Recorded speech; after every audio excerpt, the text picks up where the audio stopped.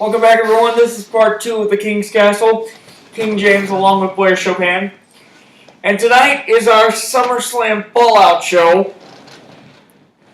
So, we're going to go down the card and tell you what happened and give you some of the fallout. For those of you that didn't see it. But we got to start right at the top of the heat with the match for the Universal Championship.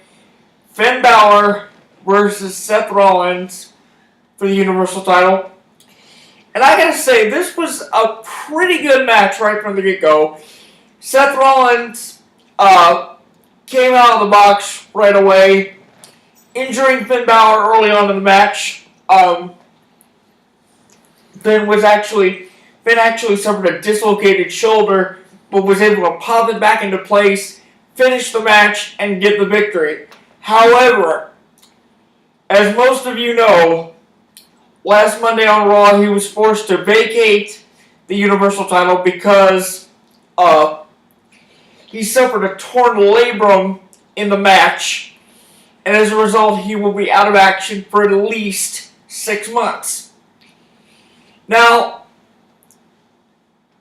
we'll get to what that means for the future of the Universal title in just a second. But first, what do you make of this? I mean, that's kind of a surprise to build a guy up that much just to have him give back the title the next night due to injury. Right. You think the WWE made a mistake? I don't think so, because it was a pretty cool moment when you think about it, because this is a guy who's obviously an up-and-coming superstar. They just kind of passed the torch to him and said, you're the first Universal Champion. You're going to be our superstar for the next 10 to 15 years. I mean, the shoulder thing is very unfortunate, and I feel bad for him that he's going to be sitting out 6 months. But hopefully, in their case, they could keep the momentum with him going, and he won't kind of fade out the background. Right. So, which I don't think he will. He's a superstar. I don't think it's the biggest deal. So basically, you're saying you don't think they made a mistake by giving him the title, even though he was injured.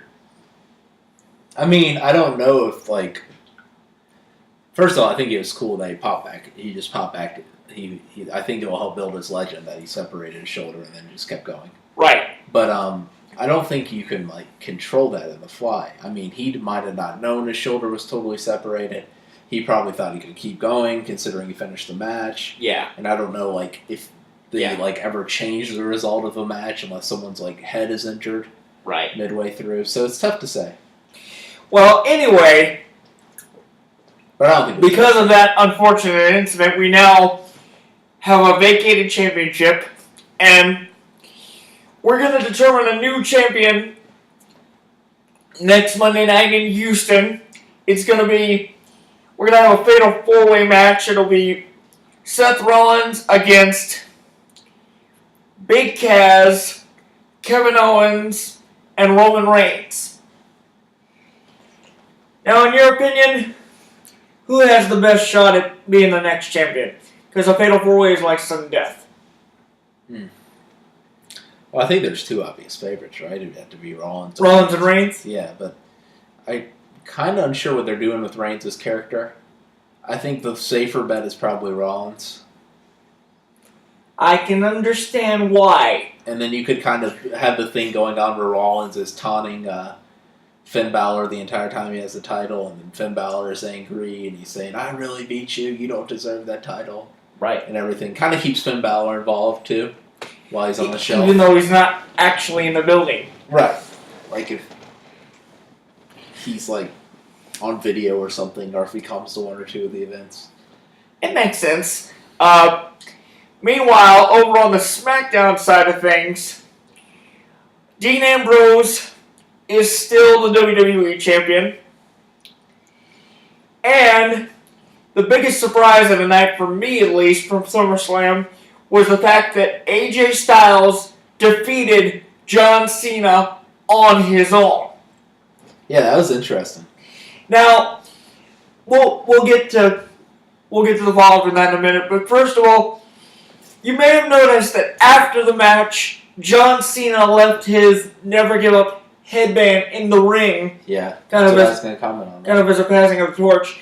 So, in your opinion, Blair, does this mean that John Cena is done? I kind of think so. Because social media blew up after that happened. Yeah, and I kind of think so. Like, you don't do something like that unless you're passing the torch. And he doesn't kind of lose that match in a fair and square way unless he's passing the torch, because that breaks his character, kind of. So you think Cena's gonna retire? I think it's a possibility. Like, he could take on more of the role that The Rock has on now, where he appears occasionally, maybe fights occasionally. But I think he'll probably stick it out until WrestleMania, and he'll probably. I think there's a possibility that he fights the Undertaker, and they might both retire. I have heard that, so we'll see. We'll see where that goes, because I've heard about that being a possibility. Now, but I understand where he's coming from if he retires. Right. There's not really anything else he can do. He's got a great career and other things ahead of him.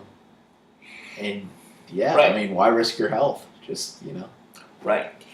So now you may be asking yourself, what's next for AJ Styles? Well, by virtue of his victory over Dolph Ziggler this past Tuesday on SmackDown Live, AJ Styles is now the sole #1 contender for the WWE Championship. So he will face Dean Ambrose coming up on September 11th at the first SmackDown exclusive pay-per-view, Backlash. Oh man, they wanted to go head-to-head with the NFL's opening Sunday night? Mm-hmm. Yikes, that's not going to go well.